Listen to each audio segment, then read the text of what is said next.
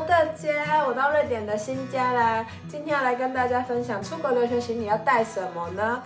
因为在台湾忙着采买跟打包，所以决定到当地再来跟大家分享我到底带了什么。我整理行李大概花了2个礼拜的时间，认真加不认真准备的话，还是有一些东西忘记带了。所以希望今天的影片可以让你多记得一样东西，一样就好，好吗？有的心态就是你一定会有东西没有带，毕竟你就只能2个23或2个32上托运，然后跟你一起来。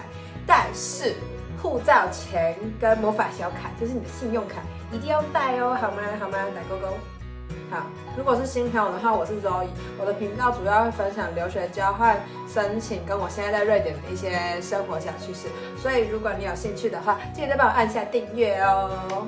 好，第一个部分就是衣服啦。上一集讲到我没去英国，但是我回到瑞典了。身在北欧国家，衣服是必需品。基本上在这边你不会看到游民。第一个，因为外面太冷；第二个，在高税率的背后，他们的社会福利制度让你至少可以活得下去。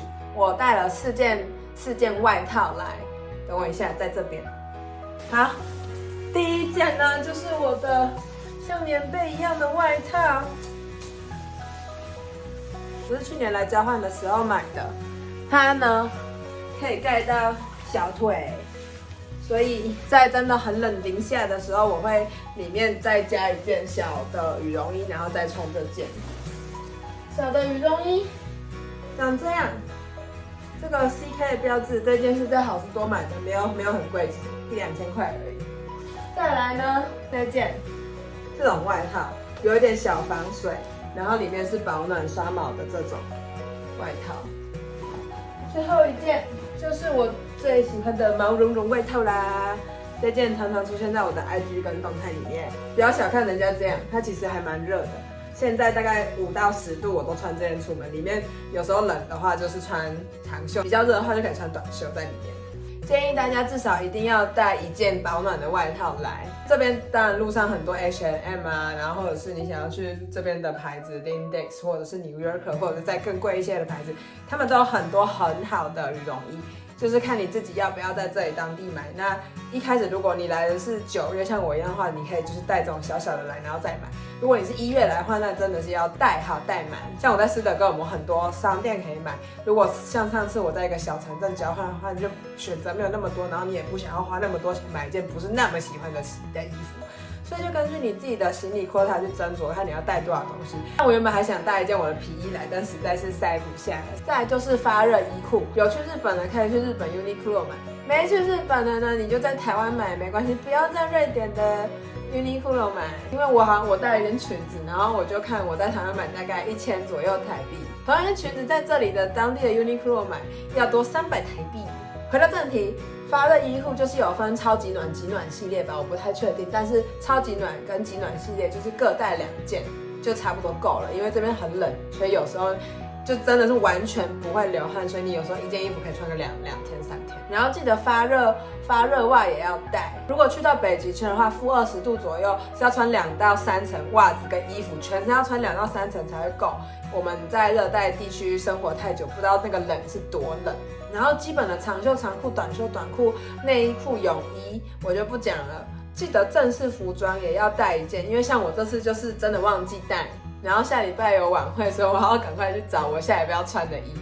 这边晚上大部分的店呢都在6到8点会全部关门，8点之后什么店还开？第一个 bar， 第二个 club， 所以这边他们的 party 文化还蛮成熟的嘛，就是有一些会有 dress code， 所以你真的要是穿好才能入场。但是有时候我们这种亚洲人小 size 的，在这边其实不太好找，有时候还可以去买童装。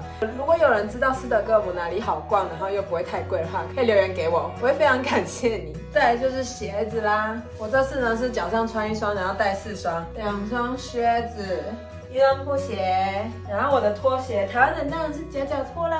最后呢就是我自己喜欢的小白鞋，你们可以猜我是穿哪一双上飞机，哪几双上行李箱。原本还想说想再带1双高跟鞋，但是一样真的塞不下了。你们可能会想说，那为什么怎么看起来都没有那种防滑的鞋子？因为这里每双鞋都会滑，下雪的时候是小事，它雪上是不滑的，什么时候才会滑？结冰的时候就会滑。你可以在路上看谁的核心比较厉害，当地人都是穿布鞋，甚至就是一般的鞋子。如果要真的完全很防滑的话，你可能要穿像足球鞋那种钉鞋才有机会，那种就是抓在地上那种鞋子。你要在这里买鞋子也是可以的，这边有新的，然后或者是你要去二手店挖宝，都有机会找到你喜欢的。但就是一句话，你需要时间。留学生到当地，你第一个去的地方就是超市，逛各种超市，逛各种不同品牌的超市，去找你喜欢的跟你喜欢吃的东西在哪里，跟哪里是便宜的。好吗？好，衣服到这边，下一个呢就是生活用品系列。这个部分最重要的就是你的常备药品，像是止痛药、喉咙喷雾啊，然后痘痘药、洗疗浴跟耳温枪，还有 OK 泵。OK 泵跟我自己高中就开始吃的 B 群，这边是我的药袋，就是如果你吃完不够的话，你可以在当地的药局。这边像瑞典，它就是 Apotek 买，你可以去买伊普洛芬，它就是止痛药的成分。然后呢，药袋我会分2袋装，主要要分开装是因为我会让它分在2个托运的行李箱，避免怕如果一个没有寄来，没有一起到发生什么事情，就是至少我还有另外1半的药。后面再继续说打包的小重点。为什么压缩袋？因为我每次都是行李空间还放得下，但是再塞下去呢，已经超重了。再来就是延长线，最好要买那种就是可以直接 USB 插头的延长线，真的超好用。我买的是一个欧规的，就我不用转接头，那样子就比较安全。记得带，超级好用，不用感谢我，不客气。然后呢，接下来就是这种转接头。欧洲都是这种两个插头的，我喜欢带小的就好了，这个比较好用，而且还有带出门。如果去英国玩的话，你就要3角的，所以如果你行李箱有空位的话，也可以带一个万国的备用。然后呢，我在学校已经有看到，就是可以直接用 USB 或者 Type C 插电，就可以充电那种。所以接下来再过几年，搞不好连转接头都不太需要了。卫生棉的部分，在台湾我喜欢用苏菲的，然后我自己都是用26。我妈妈喜欢另外一个牌子，但是我觉得它靠不住。在台湾我们是用公分来区别。这边是数字，像这样，有1到6，数字越长表示它越长的意思。我自己在瑞典都是买这个 Always 的，然后它是2号，就是等于大概台湾的26公分。所以如果你没有非常挑剔的话，可以带大概1-2个月份就好，其他的都在 Normal 就可以买得到这种。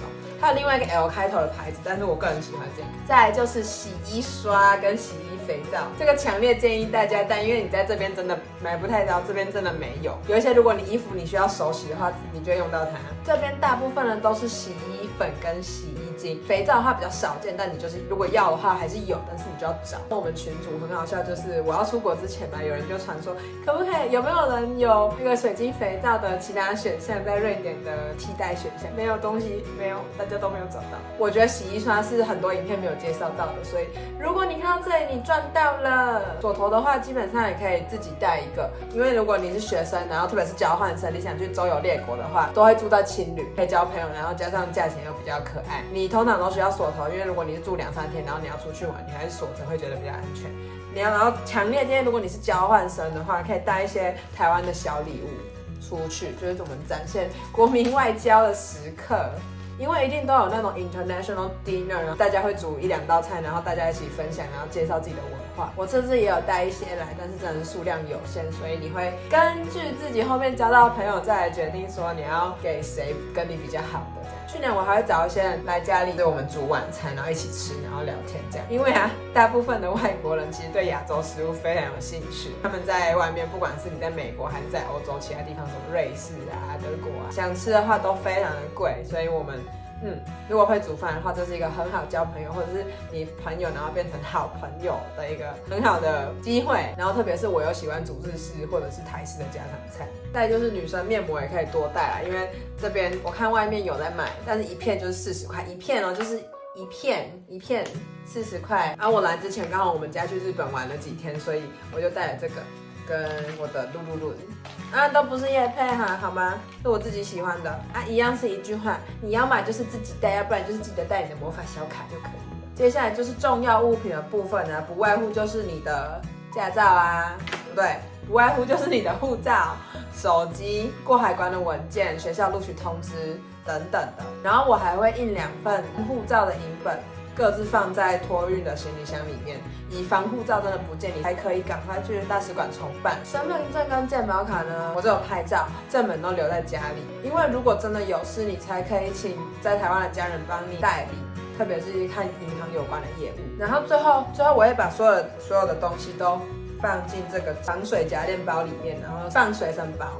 然后再来就是国际驾照的部分，建议大家提早去办，因为监理所真的很多人。我那时候可能是暑假，然后大家都要去日本开车还是怎么样？我去台中中区那里，我抽完号码牌等了快200号，200号是多久？大概1个半到2个小时。出国啊，这本国际驾照还不够，你还要记得带你的台湾的驾照正本才可以开车。那至于可不可以直接换这边的驾照，你就要看台湾跟每个国家的关系不一样。哎呦，我的熊熊，他从5岁就跟我一起长大，这次也带他一起出国。现在这次好像已经绝版了，已经找不到一样的了。如果有人看到的话，可以再跟我说说。拜拜。还有一些东西我没有讲到，我都会放在底下资讯栏，记得去免费领取。好，怕大家看得太累，先给大家看一下斯德哥尔摩长什么样啦。下一集会继续讲学习用品跟必带的食物部分。如果有兴趣的话，再帮我按下订阅哦。那我们就下一支影片再见啦，拜拜。